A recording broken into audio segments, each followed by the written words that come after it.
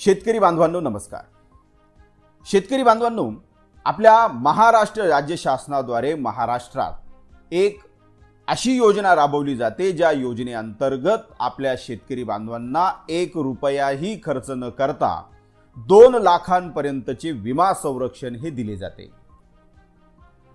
मग या योजनेसंदर्भात 11 ऑगस्ट 2026 रोजी महाराष्ट्र राज्य मंत्रिमंडळाची जी बैठक झाली त्या बैठकीमध्ये शेतकऱ्यांच्या लाभाचे काही महत्त्वपूर्ण निर्णय हे घेण्यात आलेले आहे। मग व्हिडिओ पाहणारे तुम्ही जर शेतकरी असाल किंवा मग तुम्ही जर शेतमजूर असाल तरीही हा व्हिडिओ शेवटपर्यंत पहा आणि ही योजना नेमकी काय आहे या संदर्भातली थोडक्यात माहिती आणि शासनाने आता या योजनेसंदर्भात काय बदल केला आहे किंवा काय निर्णय घेतलेला आहे तो समजून घ्या।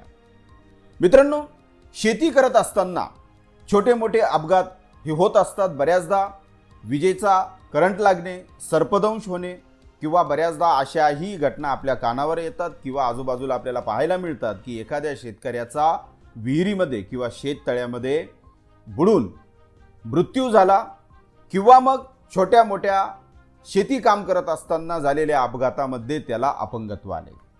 मग अशी जर एखादी दुर्दैवी घटना आपल्या शेतकरी बांधवाच्या कुटुंबामध्ये जर घडत असेल, मग अशा परिस्थितीमध्ये त्याला आर्थिक आधार देण्यासाठी महाराष्ट्र राज्य शासनाची एक योजना आहे। ती योजना आहे गोपीनाथ मुंडे शेतकरी अपघात सुरक्षा सानुग्राह अनुदान योजना। मित्रांनो, ही जी योजना आहे ती योजना महाराष्ट्रामध्ये राबवली जाते। कुठल्याही प्रकारचं यामध्ये 1 रुपयाही न घेता, कुठल्याही प्रकारचं सबस्क्रिप्शन न घेता ही योजना महाराष्ट्र राज्य शासनामध्ये राबवली जाते। या योजनेत मित्रांनो जे 11 ऑगस्ट 2026च्या मंत्रिमंडळ बैठकीमध्ये निर्णय घेण्यात आलेले आहे त्यातील सर्वात महत्त्वाचा निर्णय किंवा सर्वात महत्त्वाचा बदल जो आहे तो आहे की आता ही योजना आणखीन 3 वर्षांसाठी राबवली जाणार आहे। म्हणजेच या योजनेला आणखीन 3 वर्षांची मुदतवाढ ही देण्यात आलेली आहे। 2031 पर्यंत ही योजना आपल्या महाराष्ट्र राज्यामध्ये राबवली जाणार आहे। आणि दुसरा जो महत्त्वाचा जो बदल आहे तो अत्यंत महत्त्वाचा आहे, तो म्हणजे पूर्वी ही योजना शेतकरी आणि त्याच्या कुटुंबातील एक व्यक्ती अशा 2 व्यक्तींनाच ही योजना लागू होती। आता मात्र मंत्रिमंडळाचा जो निर्णय झालेला आहे त्या निर्णयानुसार शेतकरी कुटुंबातील सर्व सदस्यांना या योजनेच्या कक्षेत आणण्यात आलेले आहे। म्हणजे शेतकरी कुटुंबातील संपूर्ण कुटुंब हे या योजनेसाठी पात्र असणार आहे।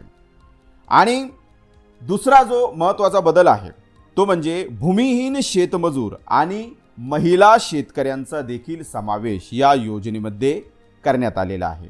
हा बदल अत्यंत महत्त्वाचा आहे कारण ग्रामीण भागातील कुटुंबातील महिला देखील शेतीची अनेक कामे प्रत्यक्ष करतात। त्याचप्रमाणे भूमिहीन जे शेतमजूर आहे ते शेतमजूरही शेतीच्या कामावर मोठ्या प्रमाणावरती अवलंबून असतात। मग अशा प्रकारची जर घटना त्यांच्याबरोबरही जर घडत असेल तर मग त्यांनाही एक आर्थिक आधार मिळावा म्हणून त्यांना देखील या योजनेमध्ये सामावून घेण्यात आलेले आहे। आता हा जो निर्णय आहे हा महाराष्ट्र राज्य शासनाने आता घेतलेला आहे, मात्र याची प्रत्यक्ष अंमलबजावणी ही केव्हापासून होणार?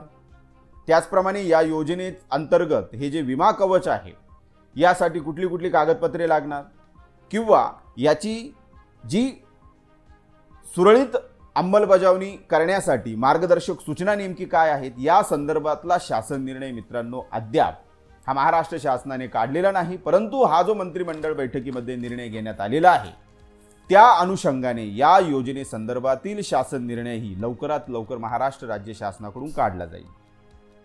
मग मित्रांनो, हा शासन निर्णय महाराष्ट्र राज्य शासनाकडून ज्यावेळेस काढला जाईल त्यावेळेस आणखीन विस्तारितरित्या या योजनेसंदर्भातील माहिती आपल्या नवीन घडामोडी या मराठी यूट्यूब चॅनलद्वारे तुम्हाला नक्कीच दिली जाईल।